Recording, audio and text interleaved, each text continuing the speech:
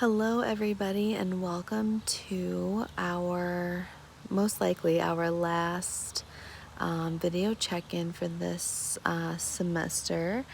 I say most likely our last because I'll probably do a wrap-up week check-in next week. But this week we are entering is truly our last week of anything where assignments are due and you are completing your synthesis presentation. You should have recently submitted your stakeholder paper. As usual, Melanie and I will be dividing those up and grading them, getting grades and feedback back to you hopefully by Wednesday or Thursday at the latest this week. So I look forward to reading those, and I had a lot of really great questions about those this week. So I'm anticipating pretty good products from everybody. But your synthesis presentation is what you're to be completing this week. And then throughout next week, really kind of just wrapping up any comments, feedback back to your peers, and Melody and I interacting with you all.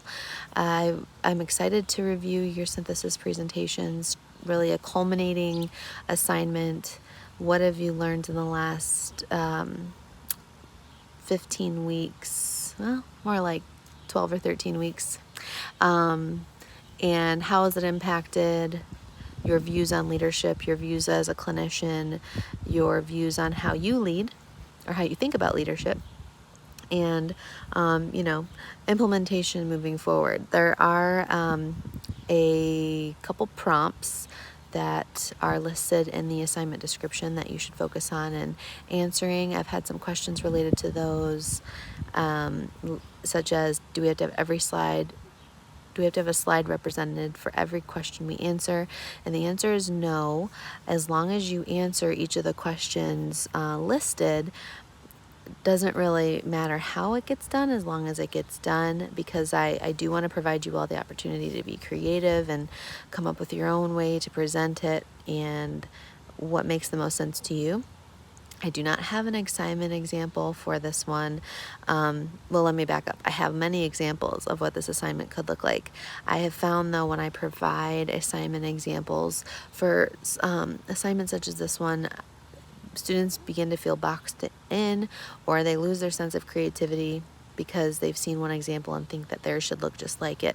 But my important note to you is just make sure you answer the questions listed in the prompt, so that you're able to receive, minimum full credit, and, be as creative as you want with illustrations, with ways you describe how you've answered the questions, or scenario-based thoughts or examples. But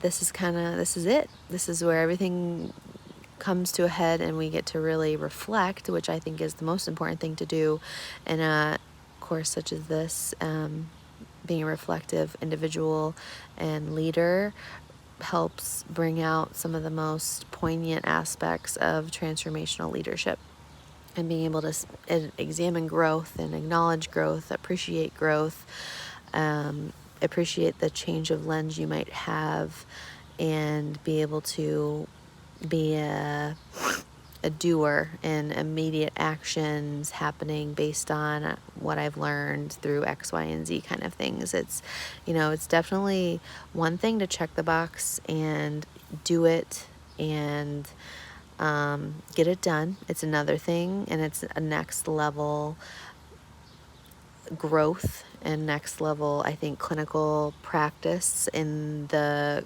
world we live in to actually do it. But that's the hard part, right? So anyway, I look forward to, like I said, grading your stakeholder assignments, and then at the end of this week, grading your synthesis presentations and seeing that interaction take place.